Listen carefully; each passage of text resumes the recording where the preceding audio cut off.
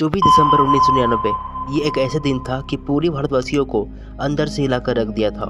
लेकिन क्यों, ऐसा क्या हुआ था जिससे पूरे भारतवासियों के लोग डरे हुए थे? जरा सोच के देखिए दोस्तों, अगर आप एरोप्लेन से दिल्ली टू काठमांडू जा रहे हैं, आप प्लेन में बैठ चुके हैं और अब प्लेन भी टेक ऑफ कर चुकी है और अब आप अपने मंजिल पे पहुंचने ही वाले हैं कुछ ही घंटों बाद, लेकिन तभी आपको अपना प्लेन में चिल्लाते हुए एक सॉस सुनाई देती है और वो आवाज होती है, This is your captain speaking. I regret to inform you कि ये प्लेन हाईजैक हो चुका है। मुझ पे भरोसा करें, मैं पूरी कोशिश कर रहा हूँ कि हम जल्द से जल्द अपने घर पहुँच सकें। शुक्रिया।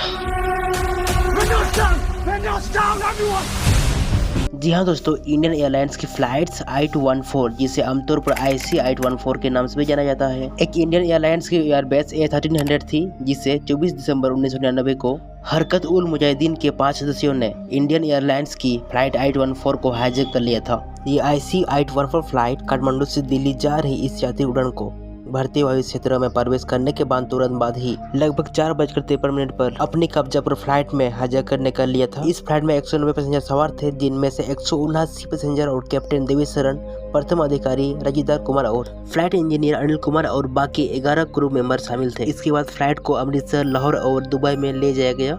दुबई में हाईजैक करने 27 पैसेंजर को रिहा कर दिया गया, जिनमें से एक गंभीर रूप से शामिल पुरुष बंधक भी शामिल था, जिसे हाईजैकरों ने उससे कई बार चाकू घोंपा था। फिर बाद में 25 दिसंबर को हाईजैकरों ने फ्लाइट को अफगानिस्तान के कांधार एयरपोर्ट में उतारने के लिए मजबूर किया और उस समय कांधार एयरफोर्स पर अफगानिस्तान का अधिकतर हिस्सा तालिबानियों का नियंत्रण में था। तालिबानियों के लोगों द्वारा विमान को घेरने और पाकिस्तान की इंटर सर्विस इंटेलिजेंस को 2 अधिकारियों की उपस्थिति के कारण बाहरी हस्तक्षेप में बाधा उत्पन्न हुई। फिर 27 दिसंबर को 2 दिनों के अंतरिम चर्चाओं के बाद भारत सरकार ने गृह मंत्रालय से विवेक कटोची की अध्यक्षता में वार्ताकारों की एक टीम भेजी, जिसमें अजीत डोभाल और सीडी साह्या भी शामिल थे।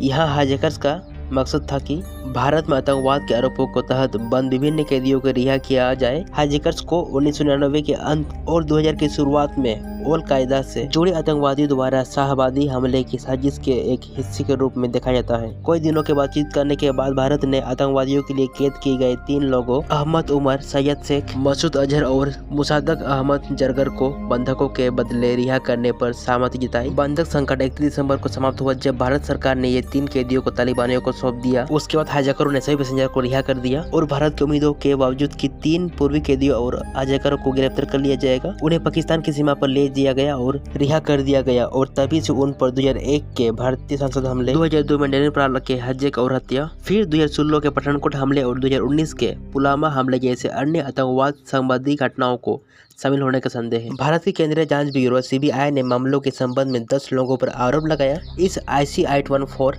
हाईजैक फ्लाइट को 5 हाईजैकरों ने सहित 7 के ठिकाने अज्ञात थे, जिनमें से केवल 2 को दोषी ठहराया गया और आजीवन कारावास की सजा सुनाई गई।